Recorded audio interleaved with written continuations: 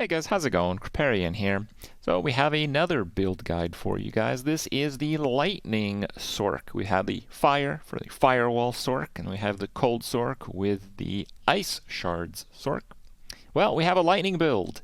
Not exactly thanks to me entirely. We have Northwar to thank for this idea.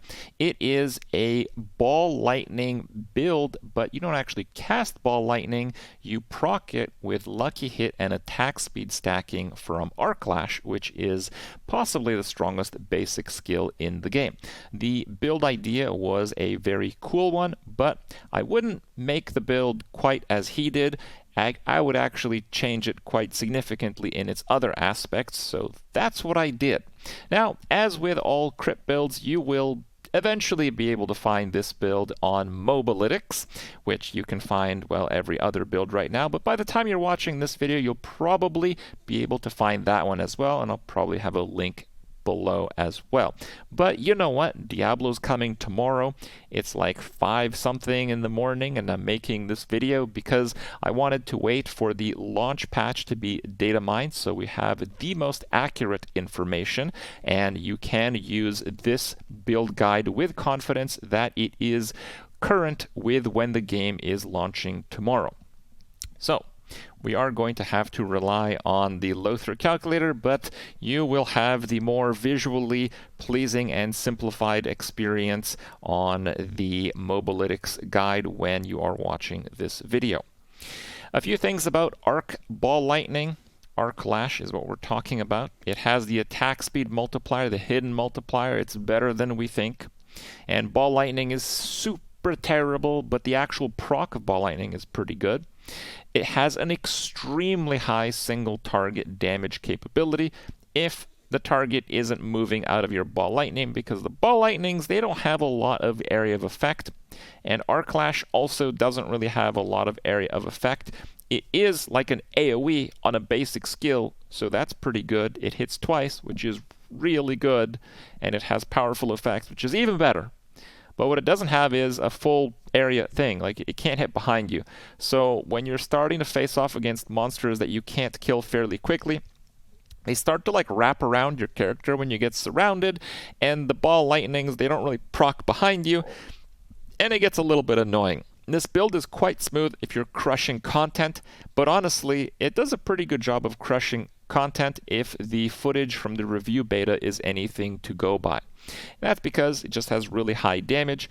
It's fairly tanky. I think my version is much tankier than Northwar's version, and it is the fastest Sorc build, even though my version is probably a little bit slower than his, but the build idea itself is probably the highest move speed, pack-to-pack build. So if you like, and it has the highest attack speed, so you don't get like animation lock, you can like dodge stuff. It's closer to like a rogue than a Sorc if you really think about it. But the AoE is not bad, but it's mediocre, and it might be annoying to play until high level because you really need attack speed, and you really need crit chance. There is a significant lack of critical strike chance on Sorc, so you really have to get the most out of it. The only real way to get guaranteed crits is to use core skills, which this build does not use.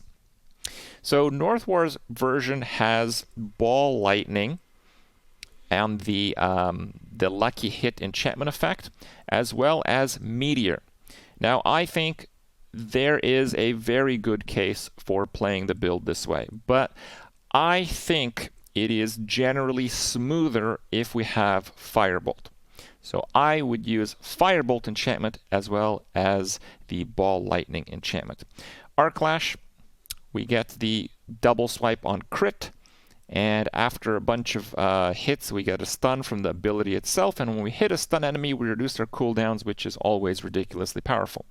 We get literally nothing in the core area, which is hilarious. We get Flame Shield with the heal, Teleport with the damage reduction. I do use Ice Armor in this build, but as with actually all my Sorc builds, they don't actually spec Ice Armor. We get it for hopefully free with a defensive skill amulet or a Harlequin Crest Shaker, if you will.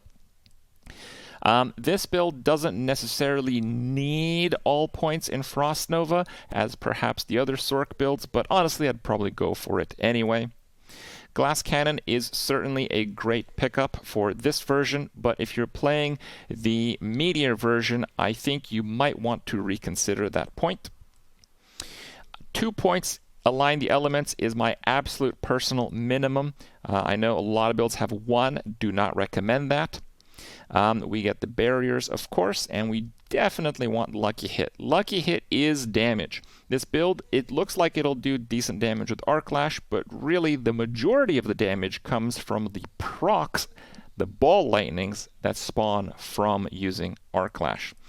So we maximize Ball Lightning, and Ball Lightning's damage rate is increased by 200% of your attack speed bonus, which is insane. My understanding is that this does not include like proc temporary attack speed effects other than the one granted by Unstable Currents.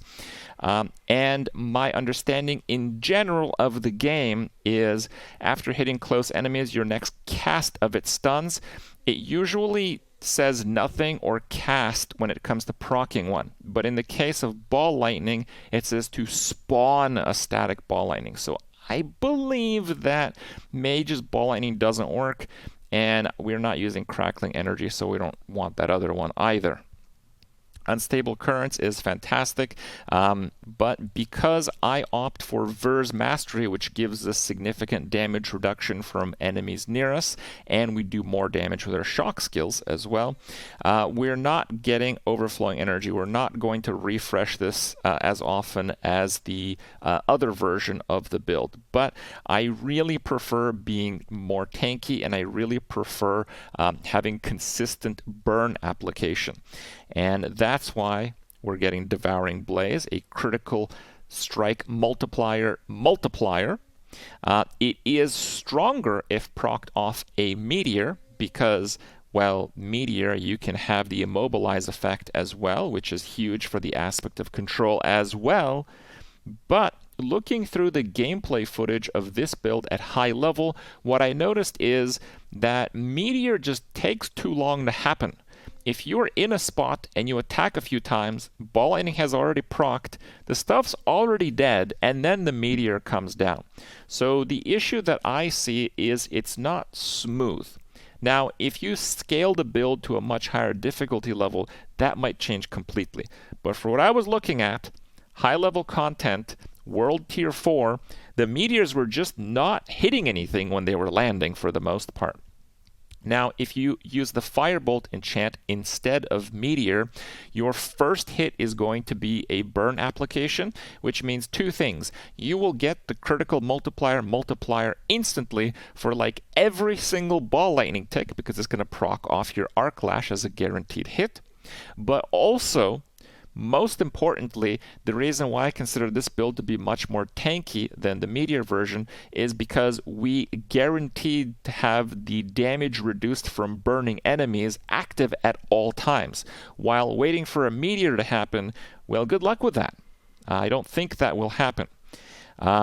So that is the main difference, but also because our burn damage is so reliable and because it's technically a melee build, we can opt to get Warmth, which is an incredibly high amount of healing. So it's much tankier.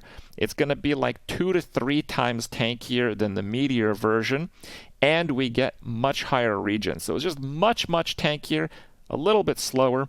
The damage might be a little bit lower, but I think outside of Unstable Currents, it might actually be higher. In terms of the aspects here, more Lucky Hit on the helmet, the damage mod on the chest, of course. Basic skills attack speed, huge. I have this on the amulet, but you know, maybe it doesn't have to be on the amulet. Aspect of Control is a good choice as well to put on the amulet. It's just if we're not using the Meteor version, we don't actually get Immobilize all that often. And the build usually is going to kill the boss before staggering it. Aspect Control is still really good because we get random stuns, and Frost Nova is constantly triggering. We get the Ver's Mastery passive, so a little bit of extra damage reduction. I really like the smiting aspect for this because we actually can't get critical strike chance capped. So we have the 40% increased crowd control duration. So it's another reason why this build is tankier than the other. Basic skill damage reduction. More crowd control duration, damage to unstoppable if we get like a ton of stun procs perhaps.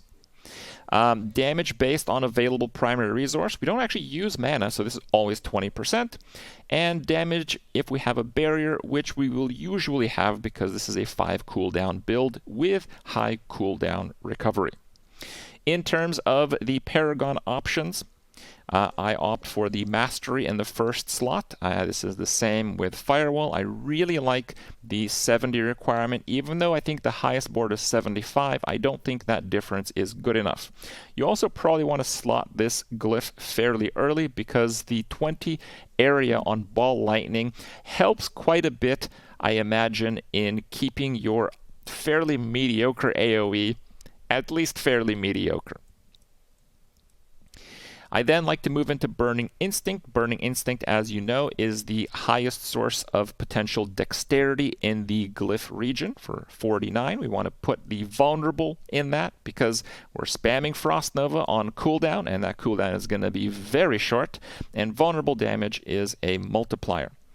Unlike most builds, attack speed is important enough that we actually seek it on the Paragon tree. So we are going for any attack speed nodes available. That's why some of these might look a little bit strange, let's say. Also, a difference from my build and the other is I actually think Enchantment Master is worth it. This is effectively a 20% multiplier on the procs of your Ball Lightnings.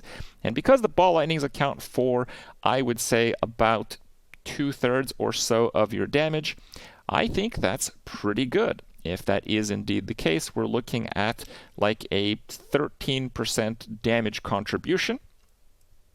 And I quite like some of the nodes that this paths through. I'm using Elementalist here because the base attack does lightning as well as fire from the burning. I don't believe we do any cold, but it's still a 10 multiplier, and I'm happy with that. Moved into Elemental Summoner. Once again, this is a fairly peculiar choice, but the reason this choice happens is because we get any attack speed. Attack speed is such a powerful stat for this build, and it's so rare to find in any other form.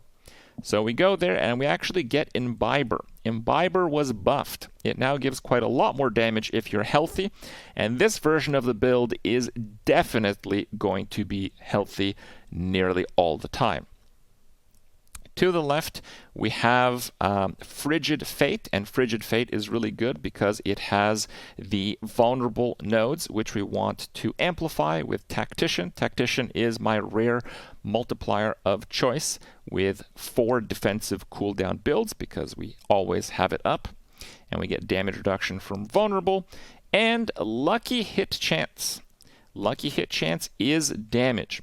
I think this build will not have unstable currents anywhere near as much as perhaps what you've seen in the highlight, but we are actually going to have a higher lucky hit chance, and we are going to have the lucky hit multiplier on the Ball Lightning because of the Enchantment Master.